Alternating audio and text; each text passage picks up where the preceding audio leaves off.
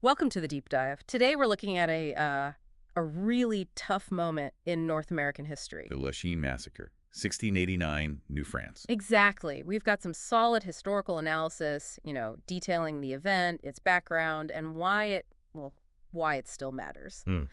Our mission here is to sort of understand the key things that led up to it, what happened right after, and its bigger place in the story of the continent. And Lachine itself, it wasn't just some random spot. Being on Montreal Island made it crucial. A jumping off point for the fur trade, right? Absolutely. Hugely valuable for the French, but also vulnerable, really exposed. And that vulnerability became horribly clear early morning, August 5th, 1689. Yeah, a large force of Iroquois warriors just descending on the settlement while people were asleep. It's chilling. No wonder they called 1689 l'année du massacre, the year of the massacre. It really scarred the collective memory. But like you said, it wasn't out of the blue. Right, it connects to bigger things happening. Definitely. You have to see it as part of the Beaver Wars, this long-running fight over the fur trade. Decades long, wasn't it? Yeah. And then layered on top of that, King William's War was just kicking off between England and France. Lachine became part of that larger conflict, too. Okay, so let's break down those precursors. What was building up to make this happen? Well, the Beaver Wars are fundamental. You've got the Haudenosaunee Confederacy, the Five Nations. Mohawk, Oneida, Onondaga, Cayuga, Seneca. Right. They needed new territory for trapping beavers, as their own lands were depleted. That put them right up against the French and their indigenous allies. The Huron, Wendat, Algonquin, others involved in the French network. Exactly. And there was an arms imbalance. The Haudenosaunee traded with the Dutch, then the English, and got firearms. Giving them a military edge. A significant one, yeah. The French were pretty reluctant initially to arm their own allies to the same extent. Plus, French forts and settlements pushing west. Made the Iroquois feel surrounded, threatened. It certainly seems that way. They saw it as encroachment. Was there a specific trigger, though? Something that really pushed it over the edge? Many historians point to the Denonville expedition in 1687. Ah, the French attack on the Seneca villages. Yes, they destroyed huge amounts of corn. The figures are debated, maybe over 1 million bushels, maybe less, but regardless, it was devastating. Crippling your food supply, that breeds resentment. Deep resentment and a powerful desire for revenge.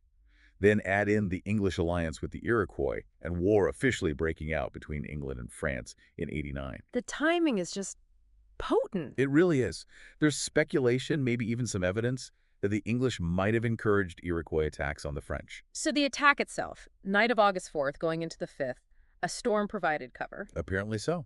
Around 1,500 warriors, mostly Mohawk it seems, came by canoe, landed undetected near Lachine. And launched a complete surprise attack. Total surprise. Homes broken into, settlers killed right away, buildings torched, livestock slaughtered, just utter destruction. How long did it last? Did they just hit and run? Reports suggest they actually stayed in the area for a while, maybe several days, continuing the devastation. Something like 56 out of 77 houses were said to be destroyed. What about the human costs? The numbers seem fuzzy. Yeah, they really are. Older accounts, memorials, talk about 200 killed, 120 captured. But modern scholarship suggests different figures. Right. More recent analysis points towards maybe 24 killed in the initial assault, but significantly more captured, perhaps 60, 70, or even more. And the fate of the captives, it was often brutal, wasn't it? Tragically, yes. Many faced ritual torture. Burning at the stake is mentioned frequently, even cannibalism in some accounts. One source mentions 48 captives dying this way. It's horrific to think about, but there's a cultural context there too, right? The mourning war complex. Yes, it's important to understand that, not to excuse it, but to contextualize it. Warfare often involved avenging deaths and taking captives to replace lost community members, either through adoption or sometimes ritual execution. So how did the French react? What was the official response? Well, initially, some troops gathered. About 200 soldiers, 100 militia, started heading towards Lachine. Okay, a relief force? But then Governor Denonville recalled them, a hugely controversial decision, seen by many as abandoning the settlers. Why would he do that? Fear of ambush? Possibly. Maybe poor intelligence.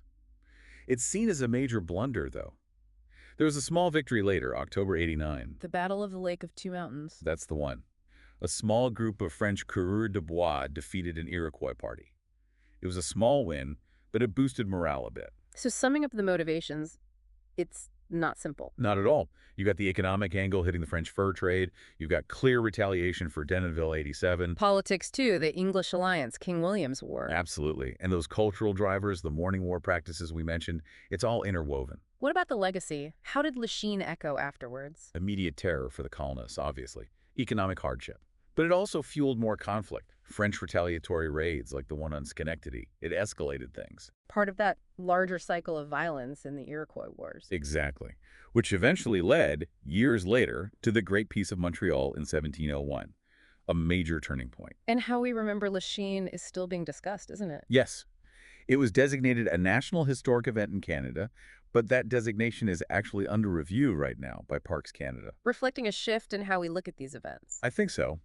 There's a push for a more critical look at older narratives, trying to include Indigenous perspectives more fully. It's about re-examining the story. So this deep dive really shows a convergence of things: fierce competition for resources, cycles of revenge, huge geopolitical struggles playing out locally, and these really complex Indigenous cultural factors. Yeah, and it highlights how understanding these events keeps evolving. New perspectives change how we see the past. It really makes you think. Lachine is such a stark example of colonial encounters, the brutality involved, and how that violence resonates through time. What does really grappling with this one event tell us about conflict itself and how long its shadows can be?